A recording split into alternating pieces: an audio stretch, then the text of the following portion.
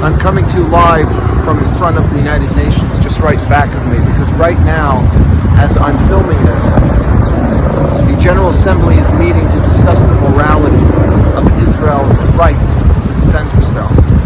And I just want to make two important points as we go into Shabbat. How proud we should be about what Israel is doing to simply defend herself.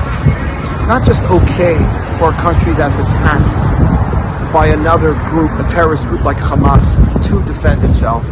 It's morally imperative. It's absolutely what one must do. No country in the world should ever allow its population to be attacked by a foreign entity. It's not just okay, it's what Israel must do.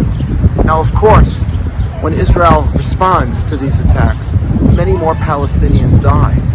And that's because Gaza is incredibly densely populated, and more importantly, Hamas purposely fires these rockets from mosques and hospitals and community centers and places where regular innocents are living, knowing full well that when Israel responds, as she must, that innocents will die. That unfortunately is part of the entire Hamas program. Get as many innocents to die on both sides. Kill as many Israelis, God forbid, and allow as many Palestinians, God forbid, to die in Israel's response. Please understand that this was all well thought out. It's not some sort of coincidence that when Israel responds, many innocents die. Israel tries its best, dropping leaflets and telling people to leave buildings. Well, what are they supposed to do? They have to respond. They have to protect their own people. If they didn't, they would be the ones who are immoral. We should not be apologizing for what Israel is doing. Hamas should be apologizing, and the world should be embarrassed and condemning only one entity, and that is Hamas. One last point, which a lot of them people bring up, which is okay, Israel can defend herself, thank you very much. But Israel should never have been there in the first place. And you need to know, all of us need to know, that Israel is not there.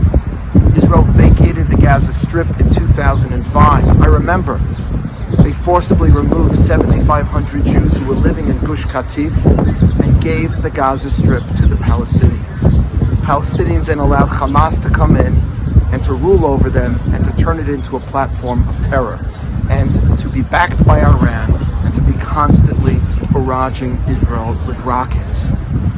Understand that Israel gave this territory back to the Palestinians, and this is what they did with it. So please share this message with your colleagues, Jewish and non-Jewish alike. Israel is not only doing the right thing, the world is condemning the wrong party. And Hitler taught us that if you repeat a lie enough times, people will start believing it. Don't believe it. Just because so many people keep saying it doesn't make it true. Hamas started it.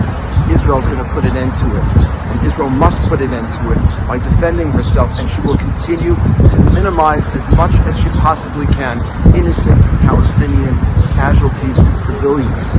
But it is not a science. And this is exactly what Hamas wanted. Kill as many Israelis, and let the Israelis kill as many Palestinians. Don't get duped. Please defend Israel. Stand up for her. Don't apologize. Tell the world what's really happening.